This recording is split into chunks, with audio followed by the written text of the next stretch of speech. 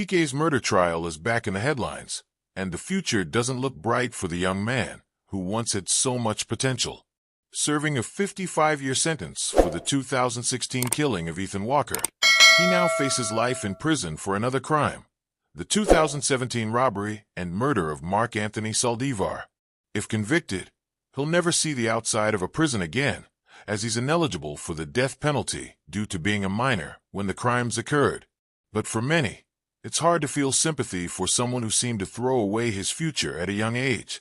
TK's case is a brutal reminder of how quickly a promising life can turn dark.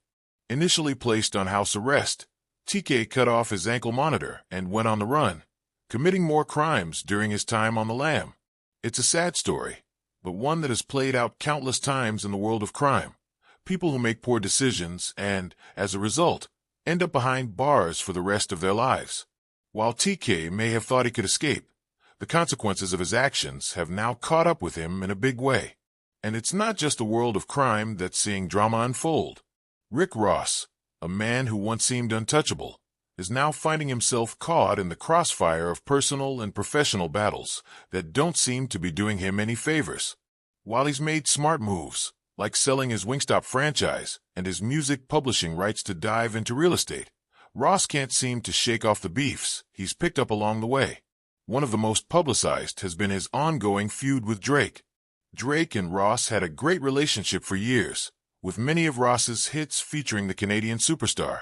But something changed, and now Ross seems to be pushing against Drake in a way that has many scratching their heads. It's hard to understand why someone like Rick Ross, who has had so much success, would want to throw away his ties with one of the biggest artists in the world. But Ross has always been someone who values respect above all else, and it seems that Drake's rise to the top may have triggered something in Ross that he wasn't able to shake off. The thing is, Ross's decisions may have been influenced by more than just his issues with Drake. There's a deep-seated rivalry with other artists that he can't seem to let go of. His issues with Meek Mill, for instance, are well known. At one point, Meek was bigger than Ross, and it seems that the rivalry has only intensified over the years. Ross has tried to take shots at Meek publicly, like when he made the comment about buying Meek's house, an obvious attempt to embarrass him. These personal battles, though, seem to have taken a toll on Ross's career. Despite his business successes, his musical output has slowed, and his latest album didn't perform as well as expected. And then there's the rise of a new artist in the rap game, Nino Breeze, who has signed with Ross. But for all of Ross's talk about supporting new talent, it seems that Nino Breeze may have made a huge mistake by signing to another artist. According to industry insiders, it's a classic mistake, signing to another rapper instead of a label that's focused on developing you as an individual artist. When an artist signs with someone who's already established, they're often stuck in the shadow of that artist, unable to truly shine on their own. The story of Nino Breeze is a cautionary tale. Many young artists make the same mistake, signing deals that ultimately hurt their careers in the long run. Paul Wall, another veteran rapper, once said that signing to another artist is almost always a bad idea. It's not that the artist doesn't want to see the newcomer succeed, but the focus is often on their own career, not the new artists. It's a harsh reality for up-and-coming talent, and Nino Breeze is just another example of how difficult it is to break through in an industry that's driven by ego and personal agendas. In the world of entertainment, drama isn't just confined to the music industry. Take the situation with Clarissa Shields, for example. The Olympic gold medalist found herself in the middle of a strange confrontation at the gym. She was working out, live streaming on social media, when a man asked her to stop because her live broadcast was disturbing his workout. It sounds like a simple request, but Clarissa didn't take it well. In fact, she responded with some attitude, which led to a back and forth that ended up going viral. But what's interesting about this situation isn't just the confrontation itself. It's how it fits into a larger pattern of people trying to gain attention.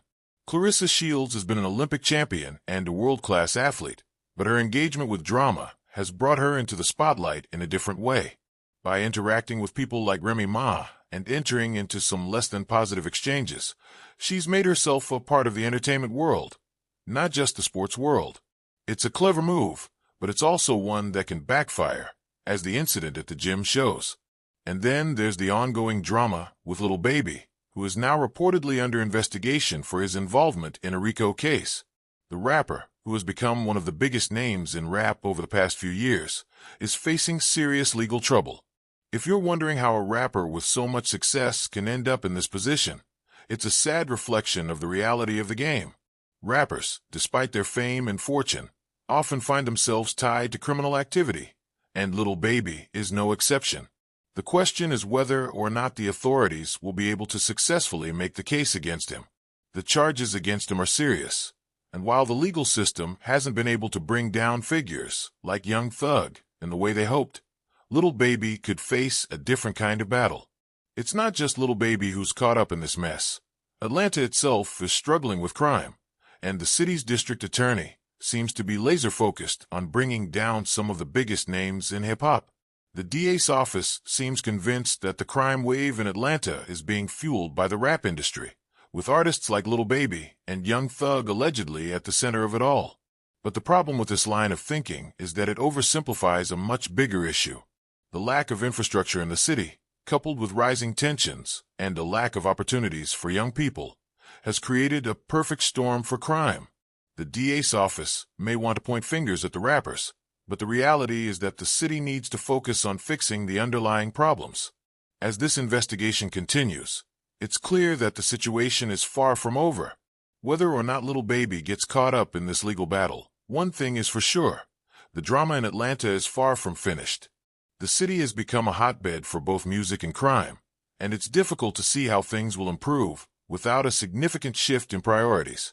Meanwhile, young Scooter's son has come forward with a heartbreaking story about the treatment his father received at the hands of the police. In a chilling account, he recalls being in the back of a police car when officers discussed how his father had managed to escape from them by jumping over 2 fences. The story suggests that they may have been more aggressive than they let on, with the possibility that they pushed him off a fence, causing him to break his leg. It's a sad and troubling story that paints a grim picture of the way law enforcement operates in certain situations.